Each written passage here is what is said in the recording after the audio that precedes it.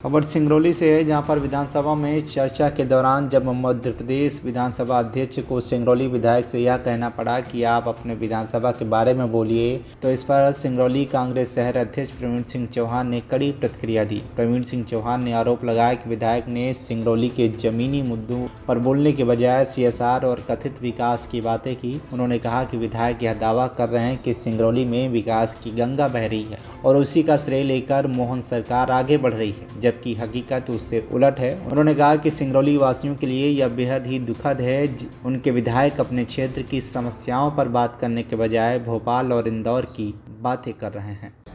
जय हिंद, नमस्कार साथियों। 2 दिन से लगातार हमारे विधायक, सदर विधायक रामनिवास जी के वक्तव्य वीडियो वायरल हो रहे हैं। मैंने भी उसको देखा और उनकी बातों को देख करके बड़ी हंसी भी आई और बड़ा सोच में भी पड़ गया। पहली बात तो कि जिस तरीके से हमारे विधायक रामनिवास शाह जी ने सदन में जो कसीदे पढ़े सरकार की तारीफ में, तो विधानसभा अध्यक्ष को ये कहना पड़ा कि रामनिवास जी आप अपने क्षेत्र की बात कर लीजिए, कसीदे बहुत हो गए, तो क्षेत्र की चर्चाएं कर लीजिए। क्षेत्र की चर्चाओं में उन्होंने ये कहा, रामनिवास जी ने, कि हमको सीएसआर मद से हमारे क्षेत्र में काम हो। ये नहीं कह पाए कि हमारा सीएसआर मोहन यादव की सरकार लूट के ले जा रही है, इसे हमको सिंगरौली वासियों को दिया जाए। ये बोलने की उनको हिम्मत नहीं रही। एक बात उन्होंने सदन में एक कहानी सुनाई, संत की कहानी सुनाई कि वो संत के पास गए। संत जी ने कहा कि एक घड़ा पेड़ में उल्टा टांग दो, टेढ़ा टांग दो तो विकास होने लगेगा। और उन्होंने टेढ़ा वो घड़ा टांग दिया तो सिंगरौली जिले में बड़ा विकास हो गया। स्मार्ट सिटी बन गई, घर बन गए, बंगले आ गए, विधायक भी वो बन गए, सारी चीजें हो गई। तो मैं इस वीडियो के माध्यम से सिंगरौली के जन जन से अपील करना चाहता हूं कि विधायक जी के इस नए फार्मूले को सब लोग अपनाएं और अपने घर में या आसपास कहीं वृक्ष दिखे तो उल्टा घड़ा अवश्य टांगे, ताकि हमारे सिंगरौली में जो उन्होंने कहा है कि स्मार्ट सिटी बन गई, ये बन गया, बन तो नहीं पाया है, लेकिन हो सकता है कि भाई इस फार्मूले से स्मार्ट सिटी बन जाए। एक बात। दूसरी बात कि मेट्रो की ट्रेन भी उन्होंने मांगी, बड़ी अच्छी बात। विधायक जी आपको बहुत बहुत बधाई। और आपके वादे को याद दिलाना चाहता हूं कि चुनाव के समय में आपने एक वादा किया था कि विधायक बनने के बाद आप बाईपास सड़क देंगे सिंगरौली में। तो भैया मेट्रो ट्रेन थोड़ा इंतजार हम लोग को और कर लेने दीजिए। आप सबसे पहले बाईपास की सड़कें बनवा दीजिए ताकि सड़कों पर दबाव कम हो जाए। और आपके ही समाज से, आपने जो बताया कि आप जिस परिवार से आते हैं, आपके उसी परिवार के आप पुलिस स्टेशन से रिपोर्ट निकलवा के दिखवा लीजिए।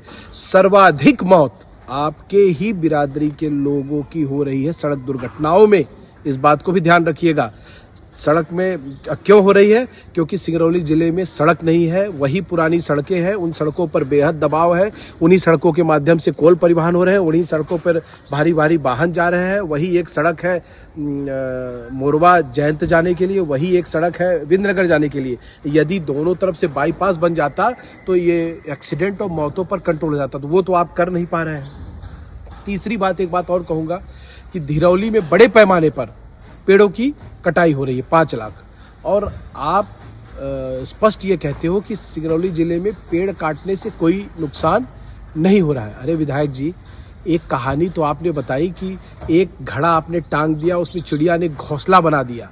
बड़े प्रसन्न हुए आपकी, एक चिड़िया ने घोंसला बना दिया। आप कल्पना करिए कि जब 5 लाख पेड़ कटेंगे, पूरा जंगल उजड़ेगा, तो कितने चिड़ियों के घोंसले उजड़ेंगे विधायक जी।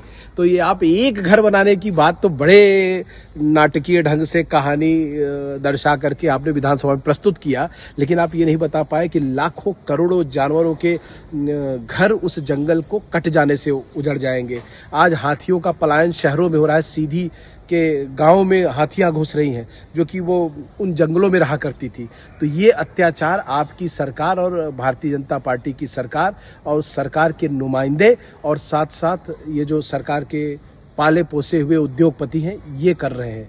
एक घोंसला बसाने में तो आप को बड़ी प्रसन्नता हुई, आपने उसको विधानसभा में भी डफली पीट पीट के सुनाया। अगर लाखों करोड़ों घोंसले उजड़ने वाले हैं और आप कहते हो कि कोई नुकसान नहीं है, कितनी निंदनीय बात है।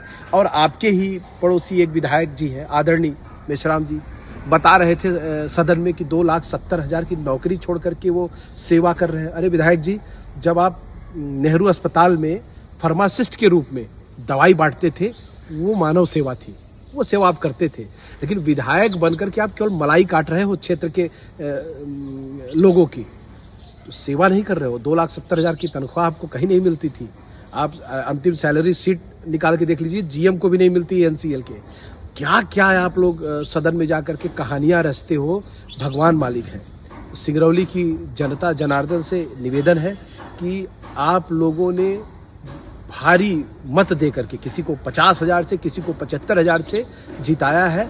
और देखिए कि किस तरीके की बात जो सिंगरौली क्षेत्र के विकास की इन विधायक महोदयों को रखना चाहिए, तो क्या रख पा रहे हैं? क्या सिंगरौली की जरूरत पूरी कर पा रहे हैं? क्या सिंगरौली के लोगों के सुख दुख में खड़े हो पा रहे हैं? क्या सिंगरौली के विकास की गाथा ये लिख पा रहे हैं, या सिर्फ नकली और वो ढकोसलेबाजी तरीके से ये केवल सरकार के कसीदे पढ़ रहे हैं और अपनी पीठ थपथपाने का काम कर रहे हैं?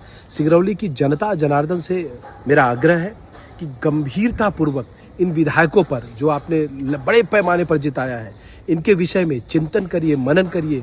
सिंगरौली जिले से अमित पांडे की रिपोर्ट, TV1 इंडिया न्यूज।